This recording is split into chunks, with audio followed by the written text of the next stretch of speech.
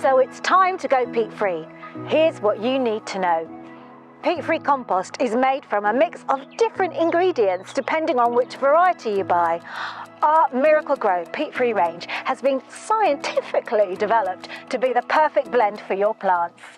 If you're new to peat-free compost, there are a few things you'll need to know. So we've come up with this easy formula. Peat-free plus a little TLC is better for your plants and the planet. So what does that mean? Firstly, texture. Peat-free compost is made of a blend of different ingredients, so this means it's going to feel a bit different. And it has some pieces of wood and bark. We've scientifically developed ours to be the perfect blend for your plants with added nitrogen, so there's no need to add anything else or filter anything out. Some of these ingredients include green compost, which is brilliant. It's a sustainable and recycled material. It's what goes into your garden waste bins. Just be really careful what you put in them because any plastic could end up in the compost bag. There's also wood fibre. This is brilliant. It's a really fine material. Ours is infused with organic nitrogen and it's hollow, meaning that the air and water can get through to the roots really easily. Also, composted bark, which might explain why you find a few more bits in your compost, but don't take them out. They're really important for the whole formula. So remember, with this mix of ingredients, it's normal to find a few bits in your compost.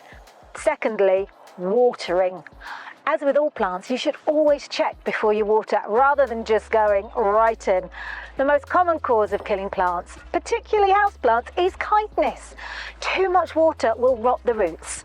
With peat-free compost, it can look a little dry on the surface, but often you may find that an inch or so below, it still has plenty of moisture.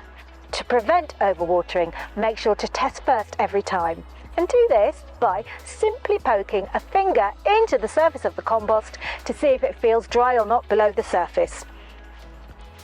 If you can feel moisture, it doesn't need watering. But if it feels a little dry, the plant could do with some hydration. Number 3, feeding. Some plants can take up nutrients a little quicker in peat-free compost. So if you see some yellowing leaves, make sure to give it a feed. During the growing season, spring and summer, you'll need to do this about once a week or as soon as you start seeing fruit or flowers. There are loads of different feeds available depending on what type of plant you're growing, and each feed is especially formulated to give the best nourishment to that plant type, so choose with care. And as well as different feeds to choose from, the peat-free compost range has loads of different formulas to choose from too.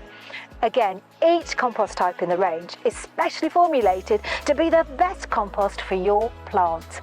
Follow this formula of care, you can't go wrong. Peat-free compost just needs an extra check before you water and a little more feed each year. And don't take the bits out. Love using peat-free compost and you've got something that's good for your plants and the planet. So go on, give it a grow.